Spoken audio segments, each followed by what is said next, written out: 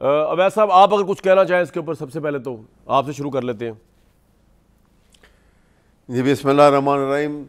पहले तो मैं ये कहूँगा कामरान साहब के ईद की मुबारकबाद के साथ सर आपको भी कि आज आपने जो आज इसकी ब्रीफिंग की है, आज के एक्सटेंड एंड लिमिट्स आज की डिस्कशन की, नहायत मौजू और बहुत कॉम्प्रिहेंसिवली आपने बहुत अच्छा बयान किया सर। मैं I must say I appreciate it sir, thank you. दूसरी बात यह है कि देखिए जी, अभी जो आपने जिक्र किया कि ये GIT बन गई है, ये बात GIT का नहीं है। ठीक है। देखिए बात ये है ना, ये आप भी महसूस कर रहे हैं, मैं भी महसूस कर रहा हूँ, हर पाकिस्तानी महसूस कर रहा है। शायद जो लॉ नोइंग हैं वो ज़्यादा महसूस करते होंगे कि कहाँ आइन जो है वो बाला ताक रखा गया है, कहाँ रूल ऑफ लॉ को इन्फ्रिंज हुआ है। लेकिन इस क्वेश्चन जो बहुत इम्पोर्टेंट क्वेश्चन है सर कि देखिए पुलिस, ये बिल्कुल आपने rightly you have describe it कि पुलिस जो है उसकी ज़्यादतियाँ जो हैं कॉमन मैन के साथ और पिछले 1-2 साल से तो इंतहा हद तक बढ़ चुकी हैं। ये तो और मर्दों की बात छोड़िए, औरतों के साथ बग़ैर वारंट के घरों के अंदर जाते हैं और औरतों को बालों से पकड़ के खींचते रहे हैं। ये उसकी वीडियोस मौजूद हैं, बहुत बेतहाशा। लेकिन सवाल ये है कि पुलिस का ये एक्शन जो है इसका अलग उसके ख़िलाफ़ कार्रवाई होनी चाहिए। और उसके बाद जो फ़ौजियों ने पुलिस को मारा है, देखिए कानून को हाथ में लेना ना पुलिस को इजाज़त कानून देता है न किसी फ़ौजी को देता है। जब आइन मौजूद है, कानून की बालादस्ती का निज़ाम मौजूद है, तो फिर वो इतना ख़राब हो चुका है कि ये हम नौबत यहाँ तक आ पहुँची है। और ये डेंजरस है। ये इसलिए डेंजरस है कि ये एक मैसेज दे रहा है कॉमन मैन को, स्ट्रीट में जो कॉमन मैन है उसको एक मैसेज मिल रहा है कि जिसके पास ताकत है he is the most powerful person, not the law. ये ख़तरनाक मैसेज है। इसलिए इसको बिला फॉरगेटिंग अबाउट कि मेरा ताल्लुक किस पॉलिटिकल पार्टी से है या मुसद्दक साहब का किसी पॉलिटिकल पार्टी से, कोई भी, ये वो निज़ाम है कि जिसको हमने अगर बखेर दिया इस तरह से, अगर हमने इसका एहतराम ना किया वैसा तो फिर हम कहीं बताओ भी होता क्या सर। मैं आपको एक वाकया सुनाऊं छोटा सा। अभी मेरे घर के बाहर जो मेरी सिक्योरिटी है वो टोटली लाइसेंस सिक्योरिटी है, उसको डॉल्फिन पुलिस तंग कर रही थी। जी जी। मुझे IG पंजाब को कंप्लेंट करनी पड़ी। अच्छा, मैं तो IG पंजाब तक मेरी एक्सेस है, मैंने कंप्लेंट कर ली। तो ये डॉल्फिन वाले जो बहुत जगहों पे बदमाशी करते फिरते हैं, तो उसका यानी कि जो ताकतवर आदमी है, मतलब इस कॉन्टेक्स्ट में मैं अपनी बात करता हूँ, मैं तो मेरे पास तो थी एक्सेस, ताकत समझ लें आप अल्लाह के फजल से। मैंने IG पंजाब को कहा, मैंने कहा भाई बात ये कि ये जो आपके मुस्टडे फिर रहे हैं इधर, ये तो बदमाशी करते फिर, लाइसेंस असला जिन लोगों के पास है उनको भी तंग करते फिर रहे हैं, तो यहाँ से अगर गोली चल गई तो जिम्मेदार कौन होगा। तो कहने का मतलब ये है कि सर वो तो फिर ताकतवर आदमी वो करता है जो उसे करना होता है, ख्वाह मैं हूँ, वो आप हैं, वो फौज है या कोई और है, ये तो होता है। लेकिन मुर्तज़ा सोलंकी साहब, इस वाक़े को आप किस तरह देखते हैं? क्योंकि अब पाकिस्तान की अवाम की आंख अशक बार नहीं है जो पुलिस के। जी अवैध साहब, 1 मिनट में आ रहा हूँ आपके पास सर। जी आप कुछ कह दें। जी अवैध साहब, मैं यहाँ एक सेकंड, बड़ा आपने जो एक बड़ी बुनियादी बात कह दी है, मैं चंद अल्फाज में उसको बताऊंगा कि देखिए यही वो बुनियाद है जिसमें ये modern theories of social contract जो है वो निकाली गई थी।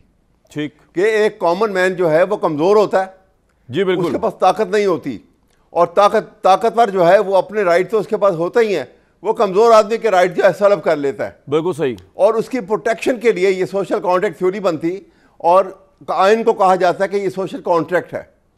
कि आप आर्टिकल 5 हमारे कॉन्स्टिट्यूशन का ले लीजिए कि पाकिस्तान के अवाम ने अपने सारे राइट स्टेट के आगे सरेंडर कर दिए, और इन रिटर्न स्टेट ने गारंटी की है फंडामेंटल राइट्स कि हम प्रोवाइड करेंगे, हम प्रोटेक्ट करेंगे तुम्हारे ये फंडामेंटल राइट्स। तो कॉन्ट्रैक्ट मुकम्मल हो गया और आइन बन गया। सही जी। अब ये बात यहाँ पे 2 चीज़ें आ जाती हैं कि अगर एग्जेक्टिव ने, अगर हुकूमत ने ये फंडामेंटल राइट्स जो हैं इसमें कोताही बरती और कॉमन मैन को ये राइट प्रोटेक्ट नहीं किए गए, तो फिर सेम जिम्मेदारी जो है, बिल्कुल सेम जिम्मेदारी जो है, आप पाकिस्तान का वो ओथ आइन के अंडर जो जज लेता है या चीफ जस्टिस लेता है उसको पढ़ लीजिए, वो भी यही कहे, उसमें भी यही लिखा हुआ है, I will preserve, protect and defend the constitution of Pakistan. बिल्कुल ठीक है, उसके ऊपर भी जिम्मेदारी आ गई। बिल्कुल ठीक है सर। तो ये असर बात है कि यहाँ से साहब का पॉइंट आ गया, बिल्कुल आ गया। मुर्तज़ा सोलंकी साहब, आप देख लें कराची के अंदर जो हो रहा है, जो जिस तरह डाकू सरेआम करते फिर रहे हैं, और आज तो ऑपोजिशन ने इल्ज़ाम लगाया कि पुलिस शायद मिली हुई है। तो सर ये जो भावल नगर का वाक़या है, मैं जल्दी आगे जाना चाह रहा हूँ, इस पर आप क्या समझते हैं? कोई पाकिस्तान की आवाम जितनी भी फेंटी पड़ी है ना पुलिस को, अशक बार नहीं है, मैं खुशी हो रहे होंगे कि इनके साथ सही हुई है,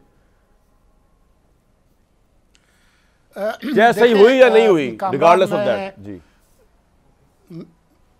मैं अवैस साहब के साथ आज काफ़ी चीज़ों पर इत्तेफाक करता हूँ, इस बात पे भी कि जो उन्होंने फरमाया और आपने भी कहा, और दूसरा ये कि जो इस मसले का जो हल है वो सिर्फ तवीलुल मुद्दती अगर कोई हल है लॉन्ग टर्म, तो वो सिर्फ JIT वगैरह नहीं है। असल में हमारी जो पुलिस है वो नौआबादियाती दौर का एक निज़ाम है, और इसमें कोई बुनियादी तब्दीली 75 सालों में नहीं ली गई। दुनिया के जो जमहूरी ममालिक हैं उनमें पुलिस मकामी हुकूमतों के तहत होती है।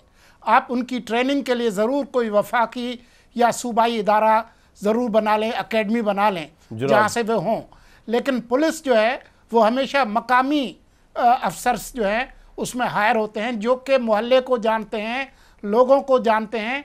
इसलिए मैं आपको बताऊं कि जो मकामी पुलिस होती है वो मुआशरे की आंख और कान होती हैं। ये जितने भी दहशतगर्दी वगैरह के जो मामलात हैं 9/11 के बाद, अमेरिका की कामयाबी का इन्हिसार सिर्फ FBI और दूसरे सिक्योरिटी इदारों पर नहीं है, पुलिस है, क्योंकि वो हर एक को जानते हैं। अमेरिका में किसी से पूछें किसी गली का पता, किसी रेस्टोरेंट का, तो सबसे पहला आदमी जो आपको बताएगा वो पुलिस वाले हैं, उनको सबका पता होता है। हमारे यहाँ वो सिस्टम नहीं है। फिर यह है कि उन पर चेक एंड बैलेंस के लिए दुनिया भर में सेफ्टी कमीशंस हैं। अब मैं आगे जाते हुए अवैस भाई से कहूँगा कि आप अपनी जमात से कहें कि पुलिस इस्लाहात के हवाले से पंजाब असेंबली में और कौमी असेंबली में और सेनेट में ज़रा बिल पेश करें कि जी ये जो पुलिस का जो फरसुदा निज़ाम है इसको तब्दील किया जाए। वो इतना बदमाश है कि वो बगैर वारंट के भी अंदर रेड कर सकता है, मतलब DPO को भी पता नहीं होता। और मेरा ख्याल से तजवीज़ जो अब आई है वो ये आई है कि DPO को बताए बगैर कोई SHO जो है किसी के घर के अंदर छापा ना मारे।